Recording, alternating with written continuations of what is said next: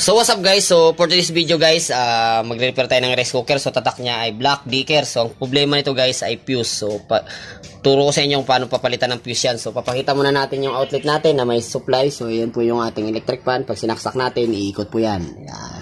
Patay kasi binunot natin. So saksak natin guys, yan. So nakasaksak na yung ano natin, yung rice cooker natin. So wala power. So yan, dapat mag-warm na yan dito kung may supply yan. So, ang problema niyan guys ay fuse. So, tara guys, samahan nyo ako. Re-repair natin to. Papalitan natin ng fuse. So, bago lahat, intro muna tayo. Let's go!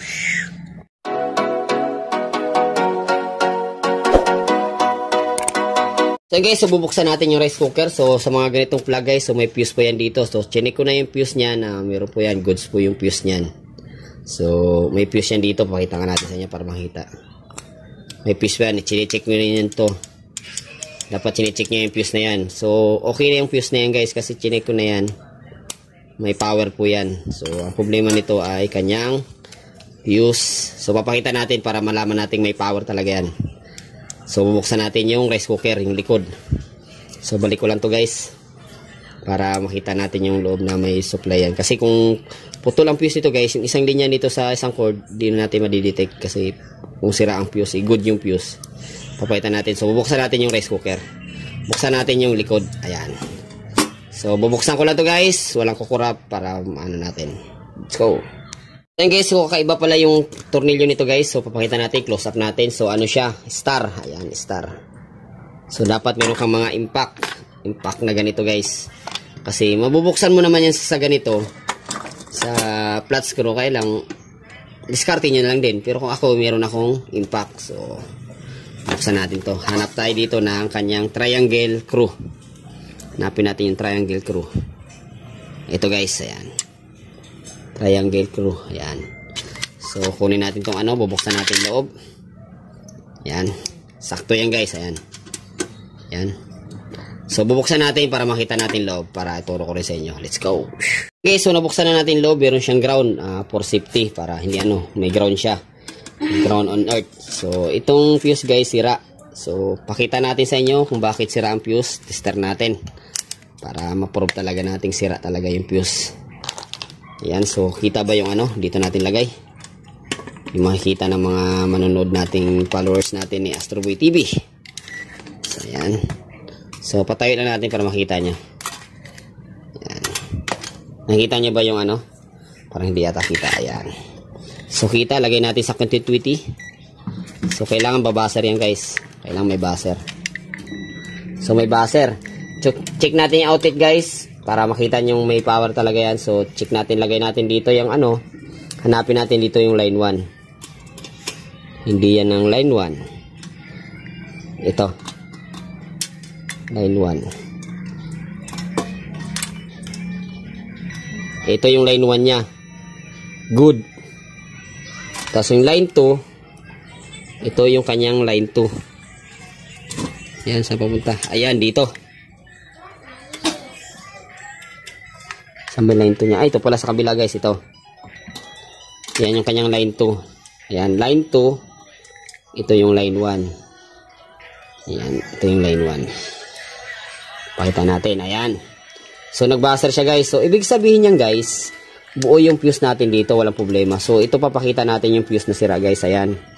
Nakita nyo to? Yung ano na to, itong dugtong na yan, walang baser yan. Kasi patig nga yung fuse. Ayan, wala siyang baser. So, nakikita nyo ba yun?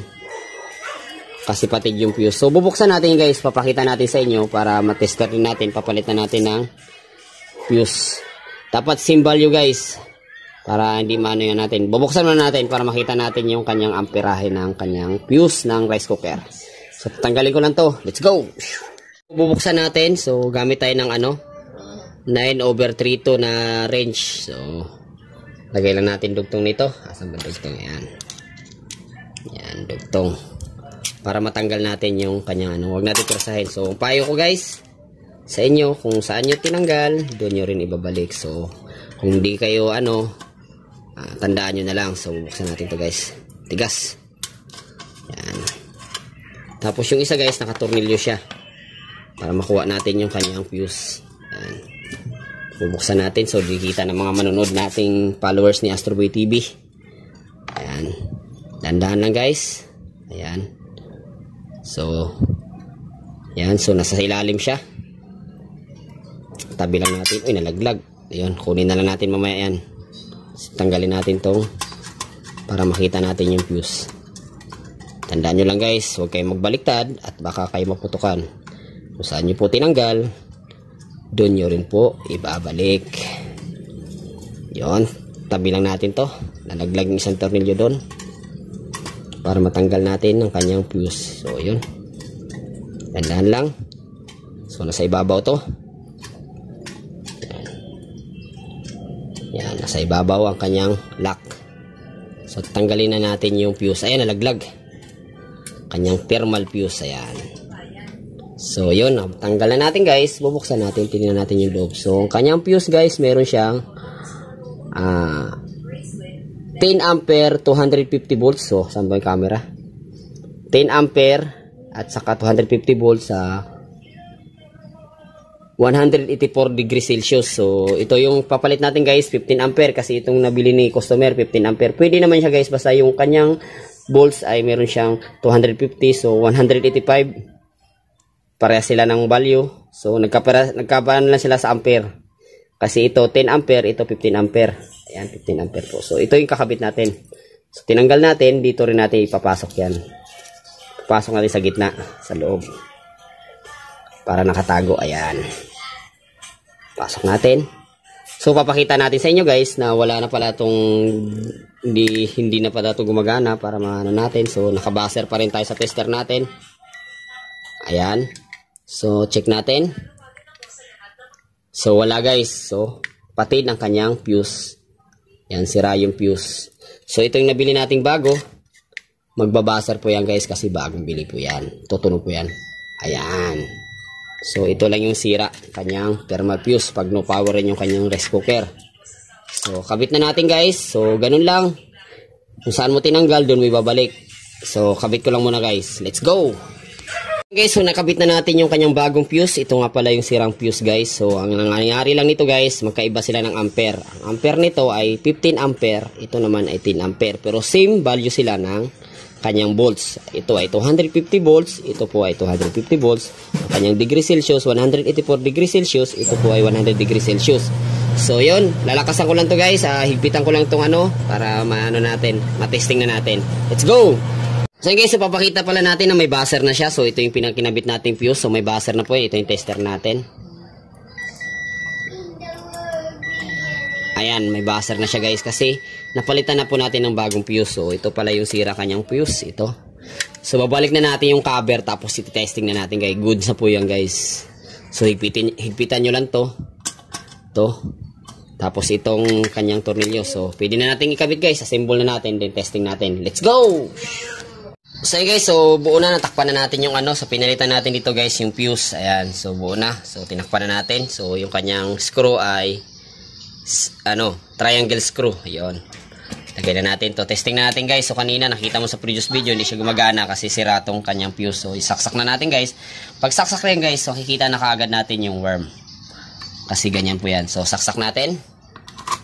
Ayan, may worm na siya guys. So patay natin yung ilaw para makita ninyo. Ayan, worm. Pag diniin mo yan dito guys, tapos iano mo siya, ibaba natin yung magkukuk yan. Ayan. Nakababa, nagkukuk na siya. So, iinit yan guys. Ayan. Ayan, umiinit na. Ayan, mainit. So, ayan, buo na. Dapat ganyan siya pagka buo na kanyang fuse. So, ito yung sira niya guys. So, lagyan natin liwanag. Ayan. So, buo na. Nag-warm na siya. Nagkukuk na rin siya. Ayan, nagkukuk. So, bunutin natin yung plug. Baka tayo makuryente. So yun guys, so hanggang dito na lang yung aking vlog. Sana may natutunan kayo. Nagpalit po tayo ng kanyang thermal fuse. So huwag niyong kalimutang i-follow, i-subscribe Astroboy TV and Ninyo Pertis Vlog. So hanggang dito na lang. Ingat po kayo. God bless. Let's go!